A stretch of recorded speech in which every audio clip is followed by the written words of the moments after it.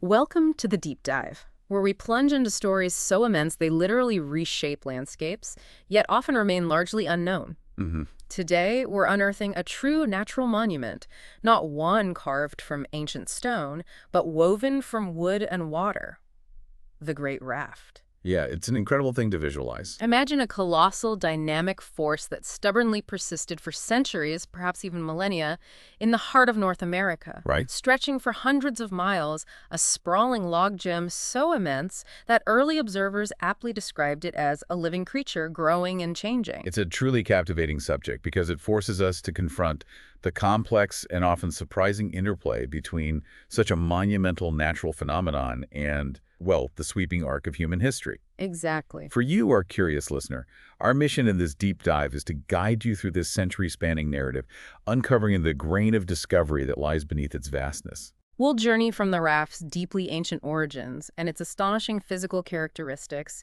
to its profound and sometimes paradoxical impacts on diverse human cultures and the very environment itself. hmm When we talk about the data for this dive, we're not just looking at dusty archives, we're pulling from a rich tapestry of sources.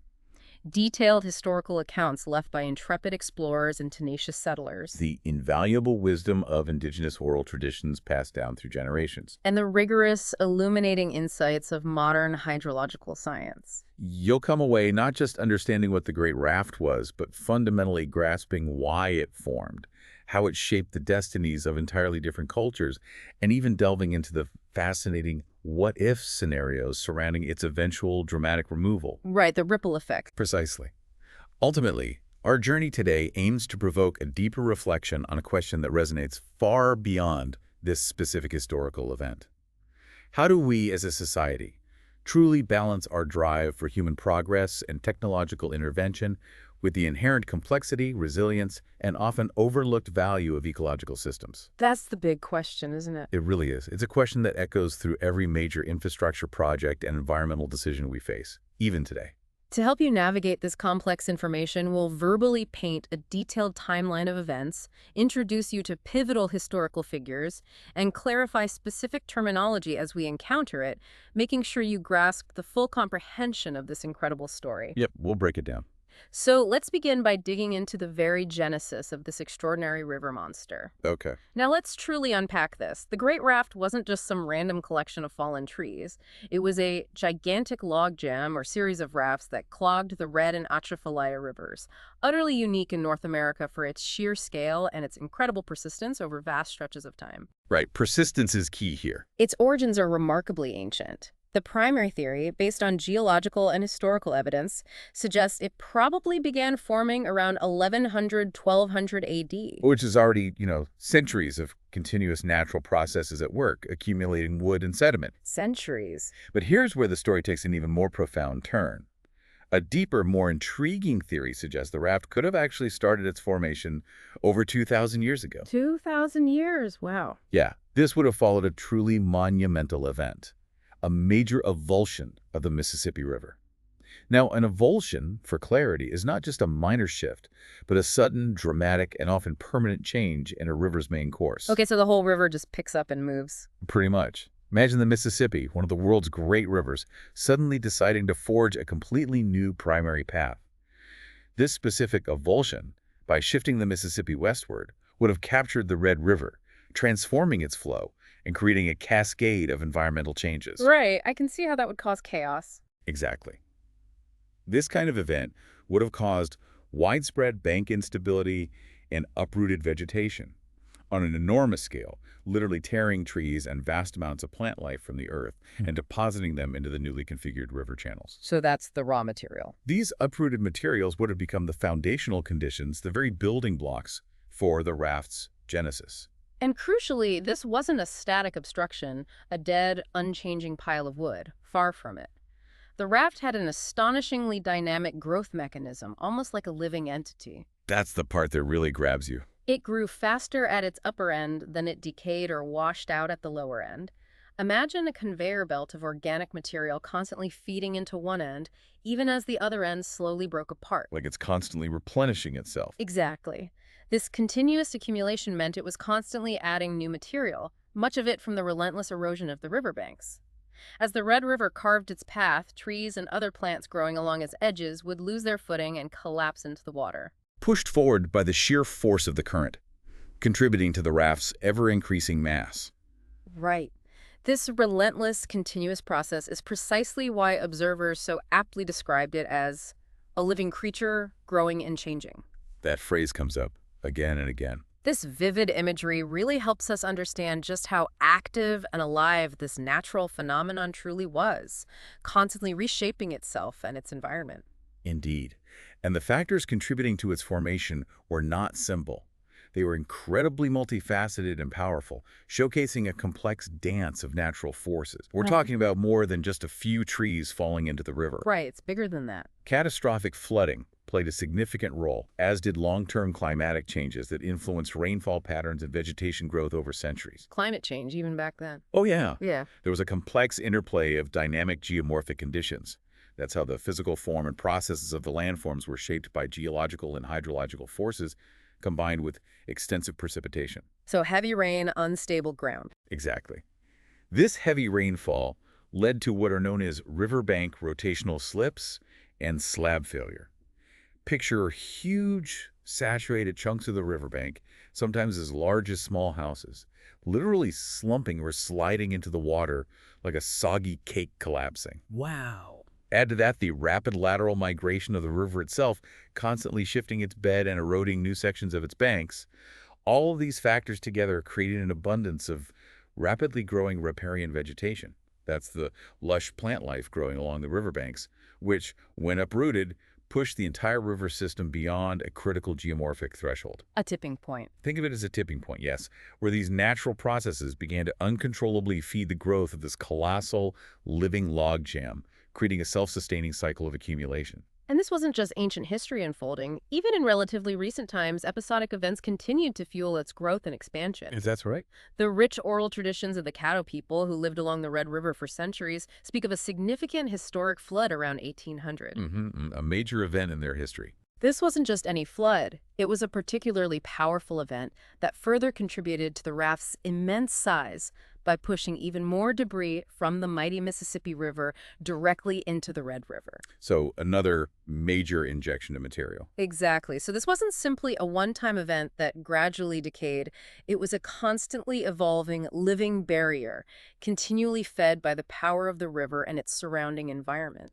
When we try to bring to life the sheer enormity of the Great Raft at its peak, the historical descriptions are truly staggering. This was an unparalleled scale, unlike anything else recorded in North America. Hard to picture, really. By the early 1830s, historical records confirm it spanned more than 160 miles, which, to give you a census scale, is about 250 kilometers. That's huge. But that's not even the largest estimate of its reach. Some historical sources place its maximum length at 175 miles, and others suggest an astonishing 400 miles at its greatest recorded extent. 400 miles? Are you serious? 400 miles. Can you imagine that a single natural obstruction, a logjam stretching further than the entire state of Florida is long, or roughly the distance from New York City to Washington, D.C.? It's truly mind-boggling in its sheer magnitude. It's genuinely hard to truly grasp that scale, isn't it? And it wasn't just extraordinarily long.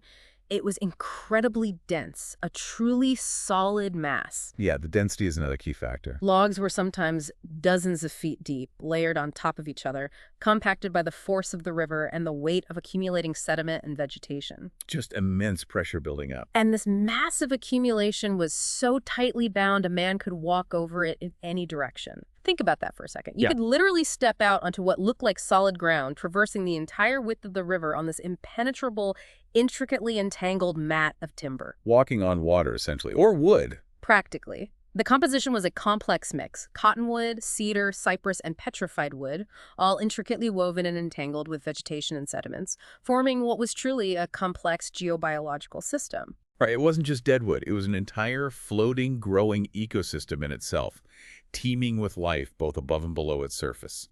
Plants taking root on top, animals living there. An ecosystem built on logs. This extreme density and immense breadth were absolutely critical to its impact. Yeah. It wasn't merely a partial blockage that you could, navigate with skill. It was an impenetrable mass. No way around it. The Great Raft completely covered the entire width of the river channel from one bank to the other and extended all the way to its bottom. This meant that the main stem of the Red River was, for all intents and purposes, entirely blocked. Total blockage. This wasn't something you could simply paddle around or sail over. It was a definitive, unyielding barrier that completely altered the hydrology and landscape around it. And its presence profoundly reshaped the Red River's very landscape, its geomorphology. To be clear, geomorphology refers to the physical form and processes of landforms and how they are shaped by geological and hydrological forces, in this case, the river itself. Right, the science of landscape shaping. So how did this massive logjam manage to do that? Well, by completely blocking the main channel, it significantly slowed water flow across the entire basin. Makes sense, like a giant plug. You can visualize that, right? Miles upon miles of logs acting like a giant sieve brought the river's powerful current to a crawl. This, in turn, led directly to extensive silt buildup and poor drainage across the floodplain, as the suspended sediment had nowhere to go but down, settling out in the slowed waters. And the direct consequences of that silt buildup and poor drainage were truly monumental. The raft's presence raised the banks of the river over time, creating natural levees, and perhaps most strikingly, it led to the forming of bayous and making several lakes. It made lakes? Yes, actual lakes. These were collectively known as the Great Raft Lakes, and prominent examples include Caddo and Cross Lakes, which remarkably still exist today, centuries after the raft's removal. Wow, that's a lasting legacy. Other notable examples born from the raft's influence include Wallace, Bistineau, and Black Bayou. The very landscape, the wetlands, and the water bodies of this region were literally sculpted by this incredible natural phenomenon, a testament to its profound and lasting impact. What's truly fascinating here is how the raft completely transformed the Red River's character, shifting it from what was once likely a single-channel river to a complex, intricate series of anastomosing channels. Anastomosing channels, right. That's a key term. Now, if you're picturing that, anastomosing channels describe a very specific river pattern, multiple interconnected channels that continually divide and rejoin, often weaving around vegetated islands. It's like a vast watery maze. Braided, interconnected, messy in a way. Yeah, exactly. This intricate network was a direct result of the slowed flow, the extensive silt buildup, and the poor drainage caused by the raft, creating a braided, interconnected web of waterways. And the raft's impact went beyond just shaping the water itself. It actually created much of the dry ground that is now home to areas like Shreveport and Bossier City. So the land under the cities. The very land beneath these major urban centers exists in part because of the long-term deposition of sediment behind this ancient logjam. This really emphasizes that the raft wasn't just a consequence of natural processes. It was an active, geomorphic agent itself. It was building land. It fundamentally reshaped the river and its floodplain, creating new land, demonstrating a powerful and dynamic co-evolutionary relationship between large wood accumulations and river morphology. In essence, it functioned as a massive natural dam and sediment trap, transforming what was once a more free-flowing river into a vast, intricate, wetland-rich system, an entirely different type of environment, brimming with unique ecological niches. So, to briefly recap this first chapter, The Living Obstruction, we've explored how the Great Raft originated centuries, perhaps even millennia ago, from a remarkable confluence of dramatic geological events like the Mississippi's avulsion, combined with continuous, dynamic, natural processes that fed its growth. Right, the ancient origins and the living creature aspect. It grew to an immense scale and density, becoming a solid, walkable mass that literally covered the Red River for hundreds of miles. And crucially, it was a powerful natural force, a true ecosystem engineer that actively sculpted the river's landscape, transforming it into a complex system of braided channels and new lakes, creating the very ground we stand on today in cities like Shreveport. The profound so what here is that nature isn't static. It's a dynamic, powerful sculptor, capable of creating features on a continental scale that persist for millennia. Let's now shift our focus to the profound human and ecological impacts of the Great Raft, because this is where we begin to see incredibly stark contrasts in perception and experience. Yeah, the human dimension is fascinating. For thousands of years before European arrival, Native American tribes, especially the Caddo people, had a deep, long-standing, and nuanced relationship with the raft. They didn't see it as a problem. Not at all. They possessed extensive knowledge of its rhythms and pathways and developed sophisticated navigation strategies to coexist with it, often portaging their canoes around the densest log jams to traverse the river system. They adapted. This brings us to a crucial point for discussion, highlighting a fascinating symmetry in perception between indigenous and later European views. Symmetry, okay.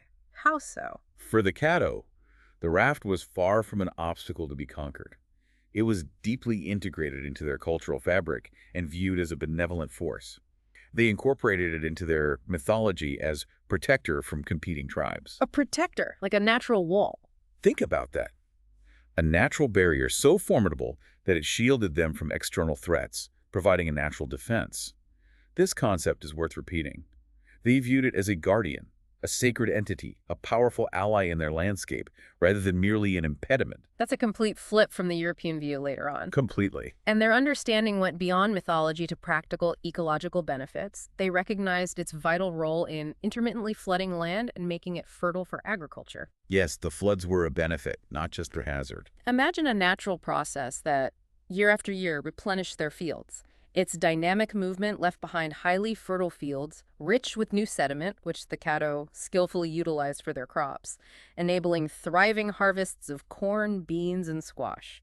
Their entire livelihood, their way of life, their sophisticated agricultural practices were intricately organized around the soil and water dynamics that were directly and beneficially influenced by this massive logjam. They truly thrived in a sophisticated coexistence with it, viewing it as a provider, not a barrier. Provider-protector. A very different relationship. But here's where the tragic disruption, a profound unintended consequence, comes into play. After the raft's removal, Caddoan culture was significantly disrupted, described as ruined and essentially removed. Ruined. That's devastating. It is. This is a powerful and heartbreaking consequence, revealing the devastating impact of human intervention driven by a different worldview. This loss stemmed directly from the dramatic changes to their environment, the dropping lake levels, the altered flood cycles, the loss of those fertile fields, and the complete disruption of their traditional ways of life. Their whole world changed. Their sacred protector was gone, and with it, their entire means of sustenance and cultural cohesion. So for you, the listener, consider how profoundly cultural perspectives can shape our interaction with and impact on nature. When we impose one vision of progress, we risk obliterating another, equally valid, way of life. Now let's look at the other side of that symmetry, the perspective of European and American expansion. For them, this vast living logjam was a formidable impediment to navigation, a direct, unyielding barrier that completely restricted travel, trade, and thus the very development of the upper Red River Basin. A roadblock. Simple as that. This was a direct clash of civilizations where two vastly different worldviews, one of coexistence, the other of conquest and control, met head-on. Indeed. We have clear accounts from early European explorers confirming this perception. Domingo Terán de los Ríos, as early as 1691, reported the Red River as impossible to navigate due to the raft. Impossible. Later, French explorers like Bernard de la Harpe, attempting to establish trade routes in the early 18th century, couldn't use the main river channel at all. They had to resort to using marginal bayous, smaller, often circuitous waterways running alongside the main river, just to bypass the main logjam for their trading purposes. So they had to find workarounds. Constantly. This wasn't a minor inconvenience. It was a fundamental block to their perceived progress, preventing direct access to the interior. And as the United States began its westward expansion in the early 19th century, this became a pressing national issue. The Great Raft was no longer just a local nuisance. It was a barrier to the young nation's dreams of commerce and settlement. National significance now. President Thomas Jefferson himself, always with an eye on national development and westward expansion, dispatched notable explorers like William Dunbar and Dr. George Hunter in 1804, and later Thomas Freeman and Peter Custis in 1806, specifically to explore and report on this massive logjam. Jefferson wanted to know what they were up against. It critically blocked the mouth of 12 Mile Bayou, a significant tributary, which directly impeded any widespread settlement in the fertile area west of where Shreveport would one day stand. Blocked settlement, blocked trade. This was critical at a time when major U.S. rivers were unequivocally seen as vital highways of development, the very arteries for westward expansion, trade, and economic growth. The raft stood as a giant roadblock to this national ambition. The economic and social consequences of the raft's presence present a truly fascinating paradox, a classic example of unintended consequences. Okay, a paradox. How so? On the one hand, for the burgeoning American economy, the obstruction was a clear downside. It prevented direct water transportation for goods, particularly cotton, to New Orleans, which was the crucial trade hub for the entire Mississippi Valley. Cut off the main route. Right. Cotton planters, whose fields were often located in the raft's backwater areas, also suffered from constant flooding of their valuable crops, leading to significant financial losses. This was a clear impediment to agricultural prosperity, as defined by the American settlers. So bad for trade, bad for planters. But then there's the unexpected upside, the profound economic paradox we mentioned earlier. The raft's very presence, by holding back the Red River's waters, led directly to the formation of the Great Raft Lakes, like Caddo Lake. The lakes it created. These lakes, in turn, created entirely new economic opportunities that wouldn't have existed otherwise. For instance, Jefferson, Texas, on Caddo Lake became the second largest inland port in the United States. Second largest. Yeah. Because of the raft. Because of the raft. The city wasn't just thriving, it was a bustling, prosperous hub, serving as a vital gateway for commodity crops like cotton, which were then transferred to smaller, lake-appropriate vessels. This incredible prosperity was directly tied to the raft's existence. It was a unique, thriving economy built because of the obstruction, a truly counterintuitive success story. That's incredible. An economy built on a blockage. And that's where the tragedy of progress for some often comes into play. The detail from the sources shows that when the log jams were removed, the water level in Caddo Lake and others dropped dramatically. Oh no, so clearing the raft. Imagine the bustling docks of Jefferson, Texas, suddenly high and dry, no longer accessible to the large riverboats. This reduction in navigability for riverboats led directly and swiftly to the rapid decline of these once thriving lake-dependent ports. Wipe them out. Pretty much. Yeah. It's a powerful and poignant example of how progress for one group or industry, in this case direct river navigation for steamboats, can utterly devastate another, like the lake-dependent ports and their entire communities. So, looking back, how might a different, more nuanced understanding of this complex natural feature, perhaps a recognition of its dual economic role, have altered the economic development of the region? It's a critical what-if scenario to consider, highlighting the complexity of judging historical decisions through a singular lens of progress. Could they have managed it differently?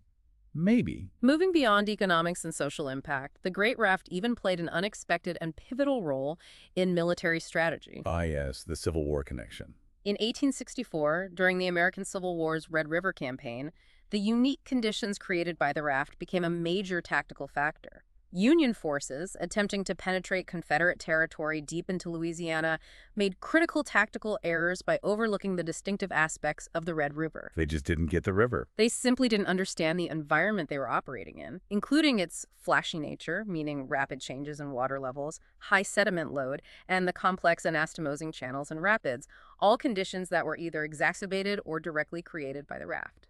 They essentially sailed into a hydrological trap they didn't comprehend, a maze they couldn't navigate. Exactly. In stark contrast, Confederate forces effectively utilized their intimate knowledge of the Great Raft and the Red River's complex morphology to their advantage. They knew the terrain, or the water, I guess. They knew the water, they knew the hidden channels, the shallow points, and where the Union's larger, deeper draft gunboats would get stuck. This intimate environmental intelligence allowed them to attack the Union fleet in restricted areas, where the larger Union ships couldn't maneuver or bring their full firepower to bear. Using the raft's effects against the enemy. This precise understanding of the river, shaped by the raft, directly contributed to a major Union military failure, a significant setback in the Western theater of the war. Imagine being a Confederate commander during that campaign. You're facing a technologically superior Union fleet. But instead of seeing the massive logjam as an impediment, you see it as a strategic asset, a natural fortress, a complex, unyielding labyrinth that you can use to your advantage. It's a powerful lesson in how geographical understanding can be a crucial weapon. This episode demonstrates a truly vital lesson for any large-scale operation, whether military or otherwise. Environmental intelligence can be a truly crucial component of any strategic analysis. Knowing the ground or the water. Knowing the landscape, understanding how natural features behave, and adapting your plans accordingly can be just as important, if not more so, than troop numbers, technological superiority, or sheer economic might. It's about leveraging the natural world rather than simply trying to conquer it. To offer a micro recap of this second chapter on human and ecological impacts, we've explored the dramatically contrasting perspectives of the Great Raft. From the Caddo people's view of it as a sacred protector and a source of fertile land, deeply integrated into their very way of life. To the European and American perception of it as an insurmountable navigational impediment that blocked progress. We also highlighted the unexpected economic booms it inadvertently created in certain areas, particularly the rise of ports like Jefferson, Texas, and its surprising military advantages during the Civil War, showcasing its complex and often paradoxical influence on human societies. The core takeaway here is that nature's impact is rarely one-dimensional. It creates both challenges and opportunities, depending entirely on the lens through which it's viewed. Perspective is everything. With the Great Raft firmly established as an immense and formidable natural barrier, the pressure to remove it mounted relentlessly. The calls for action grew louder. Even early on, French and Spanish colonists recognized early the immense challenges it posed to their aspirations for trade and exploration. As far back as 1691, Domingo Terán de los Ríos, a Spanish governor, reported the Red River as utterly impossible to navigate for any significant vessel. Yeah, recognized early, but couldn't really do much about it then. Right. As the American population swelled and westward settlement accelerated, the demand for clear, open waterways intensified dramatically. Cotton planters, who suffered constant flooding of their valuable fields due to the raft's impoundment of water, and steamboat owners, eager for navigable waterways to expand their lucrative trade networks, became strong proponents of a governmental project to remove the barrier. They want it gone. This wasn't just local grumbling. It quickly escalated into a national political imperative. The territory of Arkansas formally requested Congress secure passage of the Upper Red River as early as 1825, underscoring the growing urgency. Pushing Congress to act. Even President Thomas Jefferson himself, recognizing the strategic importance of the river, dispatched explorers like Thomas Freeman and Peter Custis in 1806, specifically to report on the nature and scale of this massive logjam, signaling its critical national significance for trade and expansion. So the government was invested. And the stage was well and truly set for a monumental engineering challenge, unlike any faced before. And for that truly monumental challenge, a visionary figure was needed. Enter Captain Henry Miller Shreve. For our cast of characters today, Shreve, born in 1785 and passing 1851, was much more than just a steamboat builder and river captain. No, he was something else. He was a genuine visionary river engineer and inventor, a true pioneer who blended practical experience with audacious innovation. Shreve was appointed Superintendent of Western River Improvement in 1829, a role that placed him directly in charge of clearing obstacles from the nation's burgeoning river highways. He clearly viewed the Great Raft as not just a challenge, but the ultimate challenge to his ingenuity and to the innovative steam-powered technology that was rapidly transforming river travel in the era. His big test. This was his chance to prove the power of human engineering over nature's most formidable obstacles. His defining accomplishment, and indeed his stroke of genius, was a revolutionary invention. The snag boat. Ah, the snag boat. Key invention. Imagine a steam-powered, double-hulled ship specifically designed with a massive, powerful bow-mounted lifting apparatus, like a giant jaw, for systematically plucking logs and other debris directly from riverbeds. Almost like a river monster itself, designed to fight the raft. His first successful snag boat, the Heliopolis, a key vessel in this story, utilized the immense power of its steam engine and a powerful windlass, a rotating drum that pulls on a cable to yank those massive, deeply embedded logs from the riverbed with astonishing force. Just ripping them out. They were so incredibly effective, so relentless in their task, that they earned a vivid, memorable nickname from the public. Uncle Sam's Tooth Pullers. Ah, that's a great nickname. You can almost picture them with their giant mechanical jaws ripping out those stubborn, ancient teeth from the river's very mouth, forever changing its smile. Shreve commenced his initial ambitious clearing efforts in April 1833, armed with 4 of his groundbreaking snag boats and a dedicated force of 159 men. It was a Herculean undertaking, a constant battle against the raft's immense size and continuous regeneration. A massive crew, specialized boats. This was a huge operation. Absolutely. Yet, with relentless determination, they made significant progress. By April 1835, just 2 years into the project, he had successfully removed the raft up to the mouth of 12 Mile Bayou, a significant milestone that opened up crucial new areas for navigation. So, real progress quickly. He ultimately concluded his primary work in 1838, a remarkable 5 years after starting, having seemingly removed the last impediment to navigation on the Red River in that lower, more accessible section. It was a monumental achievement for the time. Shreve's impact was so profound, so transformative, that the city of Shreveport, Louisiana was named directly in his honor. Makes sense. It didn't exist before his arrival. It grew directly from his work camp, established as a permanent settlement to support the clearing operation. The Shrevetown Company was founded in 1835, and Shreveport was officially incorporated just 4 years later in 1839. A city born from clearing a logjam. It's a living testament to the sheer transformative power of his work, turning an engineering project into the birthplace of a major city. However, Shreve's task was formidable precisely because of the raft's inherent dynamic nature and its constant regeneration. As we've discussed, it wasn't a static target, a fixed pile of wood to be simply moved. Right, the living creature problem again. It was, as observers noted, a living creature, growing and changing. This constant ability to reconstitute itself is vital to understanding the true challenge. Even after sections were cleared, the raft would frequently reconstitute itself from new debris, eroded banks, and upstream inputs. So the work was never really done. This meant Shreve and his crews were engaged in a continuous battle, constantly fighting a regenerating adversary that seemingly refused to be vanquished. It was like trying to clean a perpetually refilling bathtub. Beyond the raft's inherent resilience, Shreve faced significant financial hurdles that would have crippled a lesser man. Oh, the funding issues were huge. There was a staggering 5-year delay between when he was initially awarded his contract in 1828 and when federal appropriation of funds actually came through in 1833. 5 years. Imagine trying to plan and execute a massive engineering project requiring specialized boats and a large workforce, with that kind of financial uncertainty hanging over your head. Incredible. Logistical hurdles were also constant. Low water levels downstream at Alexandria Rapids, a natural choke point, could delay his boats for months, completely halting progress and necessitating arduous portaging of essential cargo and supplies around the impassable sections. Just stuck, waiting for the river to rise. The human cost of this monumental undertaking was also immense and often overlooked.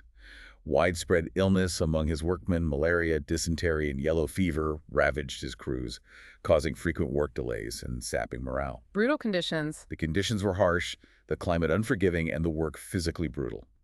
Shreve himself, recognizing the dire situation, even had to request a dedicated doctor's salary for his crews, highlighting the severe health challenges they faced. He needed a doctor on staff. It was that bad. The work itself was incredibly tedious and backbreaking. Clearing just 30 miles of the upper raft, for instance, proved more time-consuming than clearing the initial 100 miles below Shreveport.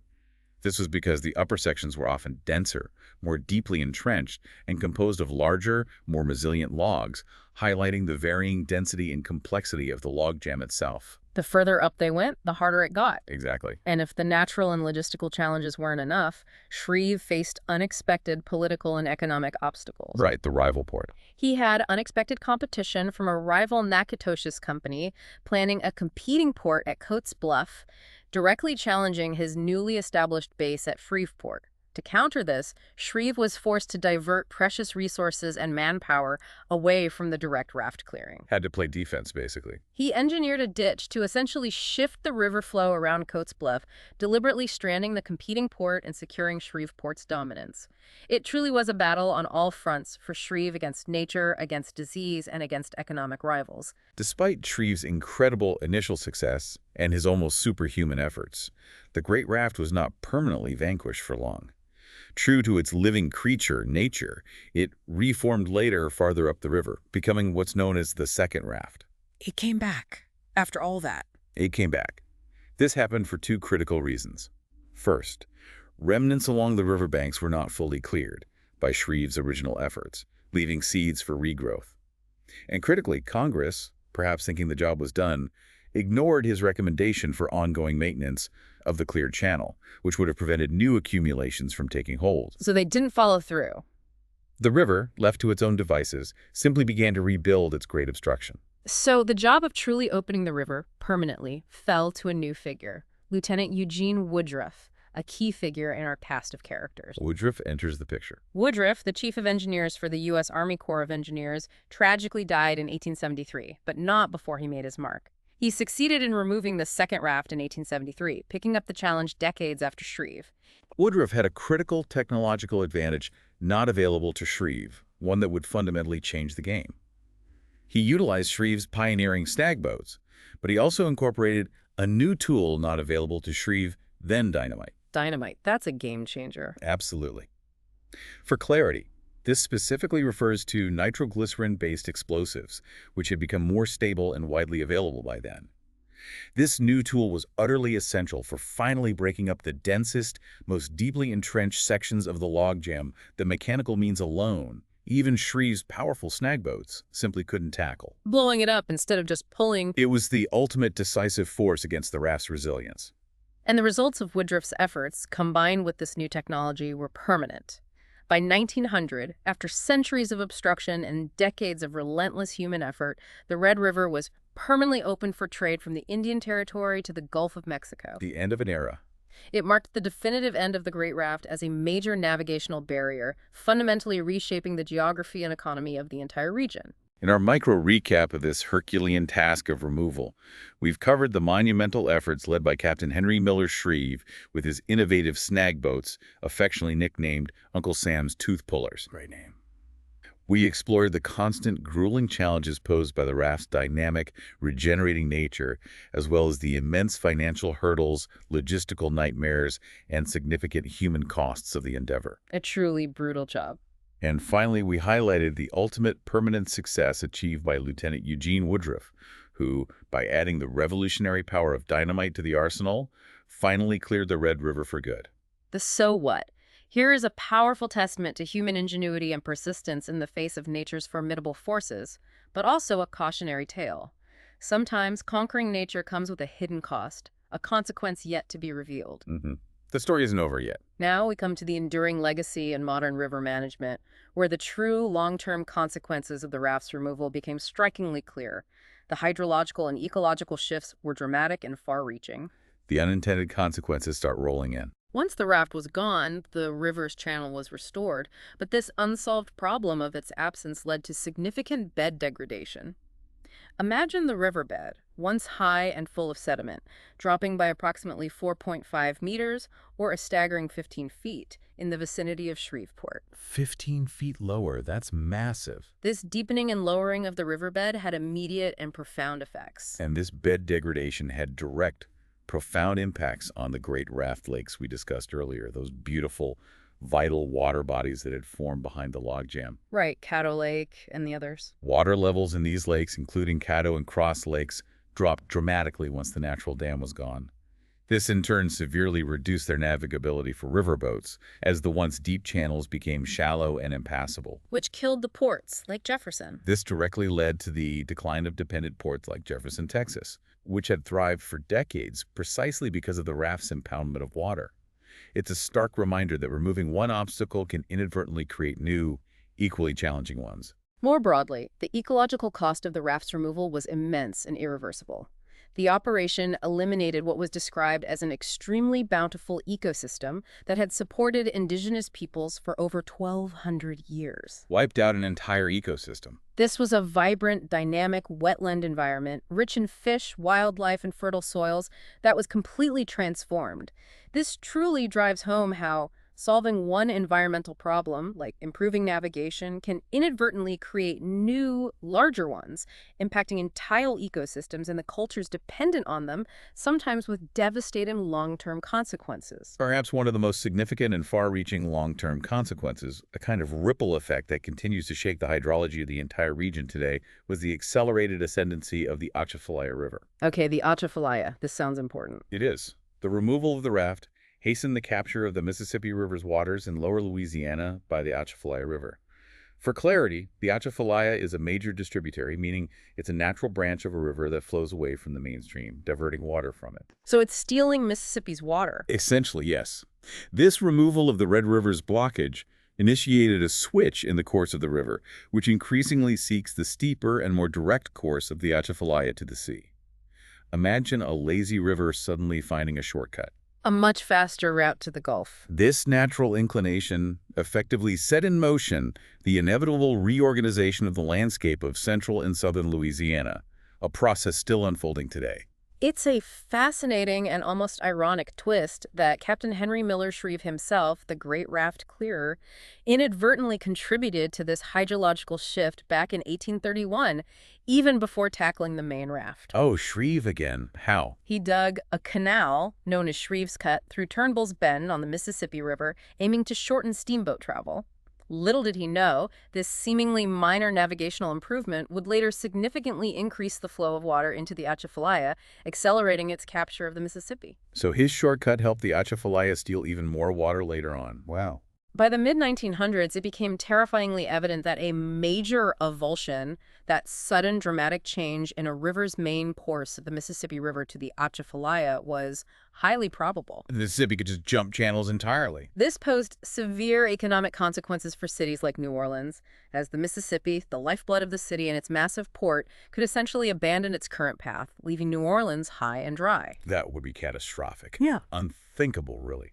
This entire sequence of events, from the raft's removal to Shreve's Cut and the subsequent shift towards the Atchafalaya, is a clear and compelling case study in how human intervention, even when driven by good intentions like improving navigation or trade, can have incredibly far-reaching, unforeseen, and monumentally costly consequences. A chain reaction across centuries. It's a powerful lesson in the complex web of unintended effects that cascade through natural systems, resonating deeply in our modern discussions about environmental management and infrastructure. So, to manage this critical, accelerated hydrological shift and maintain the current economically vital course of the Mississippi River, the U.S. Army Corps of Engineers, or USCE, embarked on an immense engineering project. They built the multi-billion-dollar Old River Control Structure, or ORCS. The ORCS, a massive undertaking. This is a monumental piece of infrastructure, a true marvel of modern engineering. The ORCS is a massive system of gates and dams.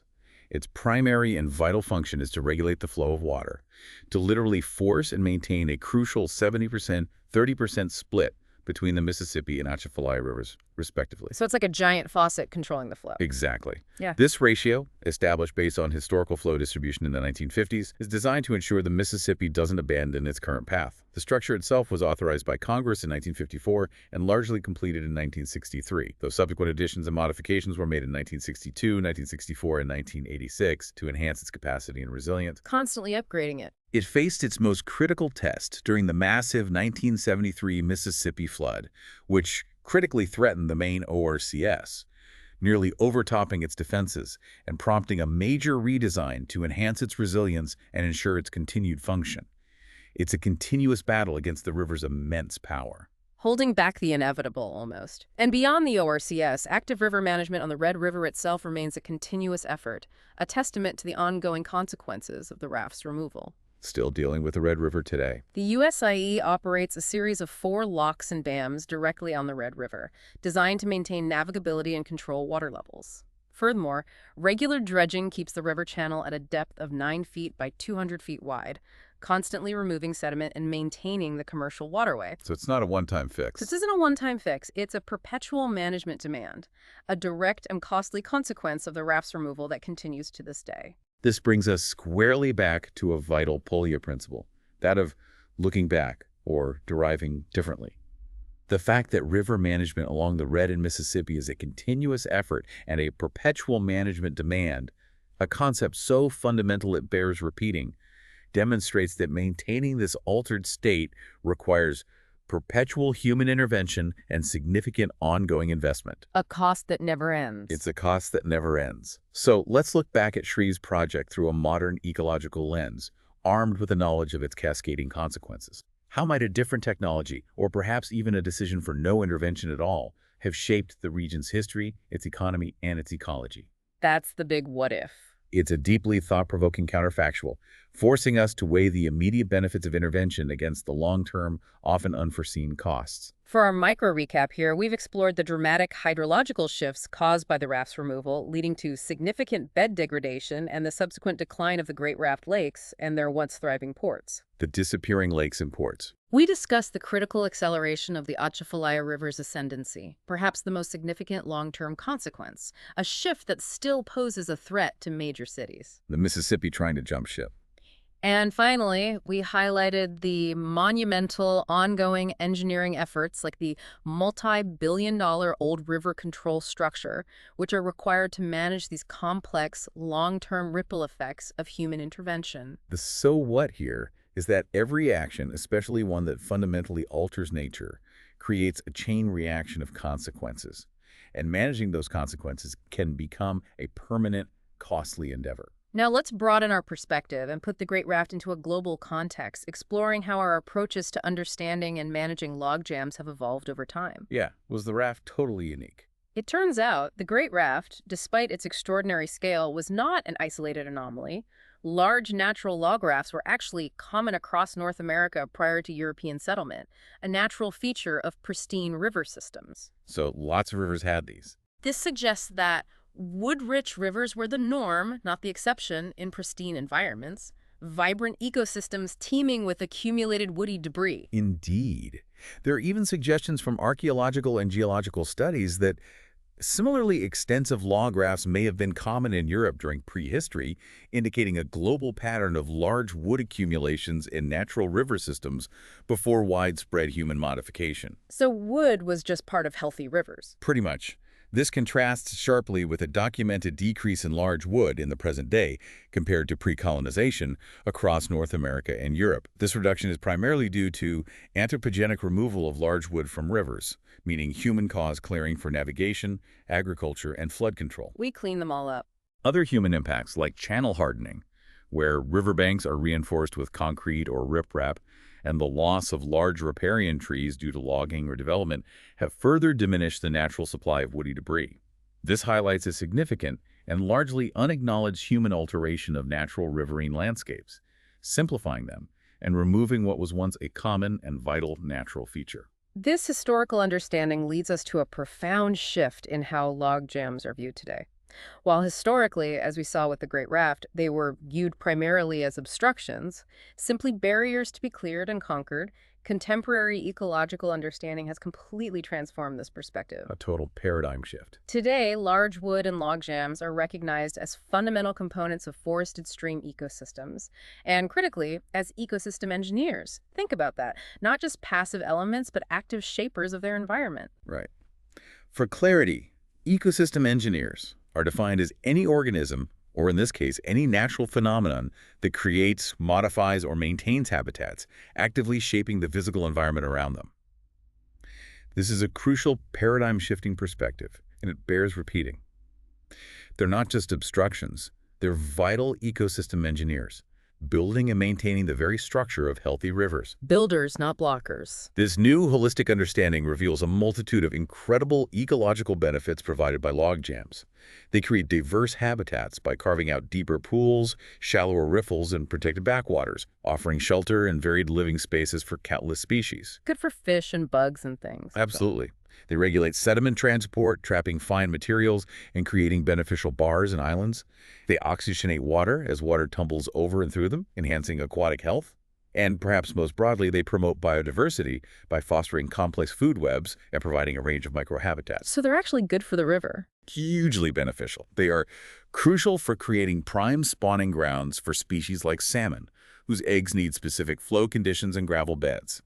They offer vital refuge for fish during both low and high water levels, protecting them from predators and extreme currents.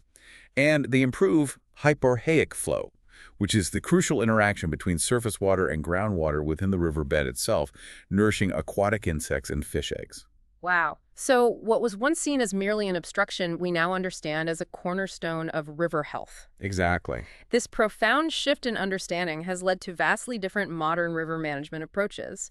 Instead of the aggressive blanket removal seen historically, contemporary river management now advocates for tailored management. A smarter approach. This means carefully assessing each situation and often leaving minor obstructions undisturbed if they don't pose significant risks to human infrastructure or navigation. A truly significant development in modern river restoration is the concept of engineered log jams, or ELJs. Yellow jays, okay. What are those? For clarity, ELJs are human-designed and constructed log structures that intentionally emulate natural log jams. They are not simply piles of wood. They're carefully placed, anchored, and designed to restore the very rivering processes that were lost when natural wood was removed. So we're putting the wood back in. In a very intentional, engineered way, yes. ELJs are now being strategically used for purposes like bank protection, stabilizing eroding riverbanks in a natural way without resorting to concrete or riprap.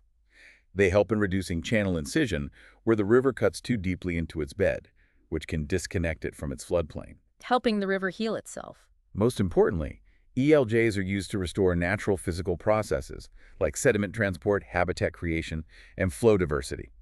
This reflects an evolving, more holistic and ecologically informed approach to river management.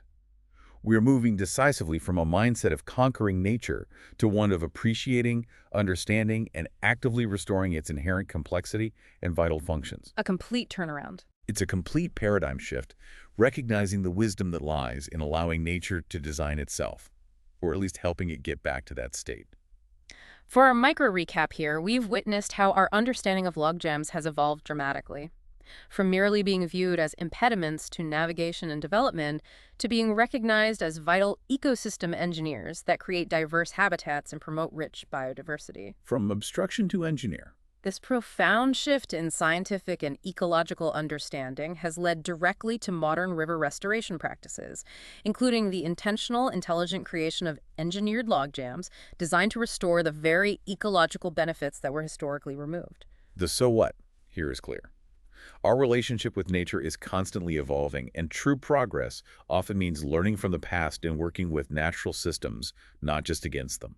What an incredible journey we've taken through the story of the Great Raft. We've covered a tremendous amount of ground in this deep dive. Let's do a comprehensive mega recap of everything we've explored across these 5 chapters, and then solidify your understanding with a review of some key terms and concepts, almost like a mental flashcard exercise for your brain's data analysis. All right, let's pull it all together. First, we immersed ourselves in the origins and characteristics of the Great Raft. We understood it as a unique, millennia-old, natural phenomenon. Ancient, dynamic, huge. Its formation was not random, but driven by ancient geological processes like major revulsions of the Mississippi River, combined with dynamic river mechanics, leading to its astonishing scale up to 400 miles long, with logs dozens of feet deep, a mass so dense a man could walk over it. Applicable, yeah. It profoundly shaped the Red River's geomorphology, transforming it into a complex system of anastomosing channels. Remember those multiple interconnected channels weaving around vegetated islands and creating the now iconic Great Raft Lakes like Caddo and Cross Lakes. Second, we examined the profound human and ecological impacts. We saw the striking contrast in perceptions. For indigenous cultures, especially the Caddo tribe, the raft was a sacred protector and a vital source of fertile land, deeply integrated into their mythology and their sophisticated agricultural practices. Their whole livelihood was intricately organized around the soil and water dynamics, influenced by it. But for European and American settlers, it was an unyielding navigational barrier, an impenetrable mass that blocked trade and settlement. We uncovered the economic paradox, where the raft inadvertently spurred the rise of Jefferson, Texas, as the second largest inland port in the United States, only for it to swiftly decline after the raft's removal. And the military angle. And we even saw its crucial role as a natural fortress, providing environmental intelligence that aided Confederate forces in the Red River Campaign, leading to a major Union military failure. Third, we delved into the Herculean task of removal. We met Captain Henry Miller Shreve, a visionary river engineer who invented the revolutionary snag boat, affectionately nicknamed Uncle Sam's Tooth Pullers. He courageously began clearing the raft in April 1833, a monumental task he largely completed by 1838, leading directly to the founding of Shreveport. We discussed the immense challenges and setbacks, including the raft's dynamic nature and constant regeneration, the significant financial hurdles, daunting logistical issues, and the widespread human cost of illness among his crews. Ultimately, the second raft later reformed upriver, which Lieutenant Eugene Woodruff finally cleared in 1873, crucially utilizing a powerful new tool not available to Shreve then, nitroglycerin or dynamite for the first time. Fourth, We explored the enduring legacy in modern river management. We learned about the cascade of unforeseen long-term consequences of its removal. There were dramatic hydrological and ecological shifts, including significant bed degradation, a 15-foot drop in the riverbed, and the subsequent decline of the Great Raft Lakes. Most critically, the removal hastened the capture of the Mississippi River's waters by the Atchafalaya River, initiating a potentially catastrophic switch in the course of the river and creating a severe risk of major avulsion for cities like New Orleans. Which led to the ORCS. This necessitated the multi-billion-dollar Old River Control Structure, or ORCS, built by the U.S. Army Corps of Engineers, which continuously regulates the crucial 70% to 30% split of water flow to prevent disaster. This stands as a powerful example of a perpetual management demand. And finally, fifth, we discussed the global context and evolving approaches to log jams. We saw that large natural log jams were once common in wood-rich rivers across North America and Europe. We then discussed the profound shift in river management philosophy. Historically viewed as mere obstructions, log jams are now scientifically understood as vital ecosystem engineers that create diverse habitats, regulate sediment, oxygenate water, and promote biodiversity. Which led to ELJs. This shift has led to modern restoration practices, including the use of engineered log jams, or ELJs, which are human-designed structures that mimic natural log jams to restore vital ecological functions. It's a profound move from conquering nature to appreciating and actively restoring its complexity. Now, for your mental flashcard list, let's quickly review some of the most important key terms and concepts from this deep dive to solidify your understanding. Okay, flashcard time. First, the key terms that will help you recount this story. Great Raft. The colossal dynamic logjam itself, the main character, really. And estimosing channels. That complex braided river pattern. The Atchafalaya River, the Mississippi's rival distributary, trying to seal its flow. Avulsion, the sudden dramatic river course change. Caddo tribe, the indigenous people who saw the raft as a protector. Caddo Lake, the famous Great Raft Lake key to Jefferson's Port. Henry Miller Shreve, the engineer, inventor of the snag boat, founder of Shreveport. Snag boat, Heliopolis. Uncle Sam's tooth puller, the steam-powered log remover. Heliopolis was the first big one. Lieutenant Eugene Woodruff finished the job decades later. Nitroglycerin dynamite. Woodruff's technological advantage, the explosive solution. Old River Control Structure, ORCS, the massive structure keeping the Mississippi in its channel. Engineered log jams, ELJs. Modern restoration tools, putting wood back intentionally. Okay, good list. Next, let's solidify some of the key concepts that tie this narrative together. Geomorphic character transformation, how the raft literally built land and changed the river's shape. Indigenous adaptation, the Caddo strategy of coexistence and utilization. Economic paradox, how the raft blocked some economies but created others, like Jefferson's Port. Environmental intelligence, using knowledge of the river for strategic advantage, like in the Civil War. Perpetual management demand, the idea that removing the raft created an endless need for intervention, like the ORCS and dredging. Ecosystem engineers, the modern view of log jams as vital habitat creators, not just blockers. And finally, let's reflect on how Polya principles were powerfully at play in this historical narrative, helping us look back and derive differently, understanding the problem, the huge difference between seeing it as an impediment versus a protector or ecological feature. Devising a plan, Shreve's brilliant, innovative snag boat design. Carrying out the plan. The sheer grit and perseverance of Shreve, Woodruff, and the USCE, despite all the setbacks. Looking back, checking the result. This is the big one. Realizing the unforeseen consequences, like the Atchafalaya problem, and questioning the original solution. Should they have done it differently or at all? It really forces you to reevaluate. The fact that we're still managing these consequences highlights the critical need to reflect deeply on our interventions and their long-term ripple effects. What a truly epic journey. The story of the Great Raft stands as a powerful, profound lesson, echoing across centuries. It illustrates that human intervention in complex natural systems, no matter how well-intentioned or technologically advanced, often creates cascading, long-term consequences that demand perpetual management. Right. We solved the problem of navigation, clearing a path for commerce, but in doing so, we unwittingly unleashed entirely new, complex, and incredibly costly challenges that persist to this very day. The Great Raft itself was a natural phenomenon that, for certain cultures, actually created its own solutions. Fertile lakes, productive land, even protection. So, when we, as modern humans, decide to solve natural problems through large-scale engineering, What new problems or perhaps even new opportunities might we inadvertently be creating for the future? Yeah, what are the consequences we don't see yet?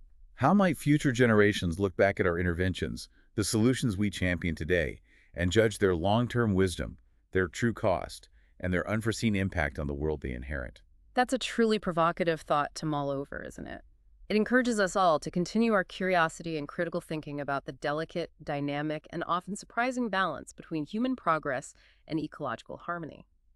Thank you for joining us on this deep dive. We hope you walk away not just well-informed, but with a renewed sense of wonder and inquiry about the natural world and our complex, ever-evolving place within it.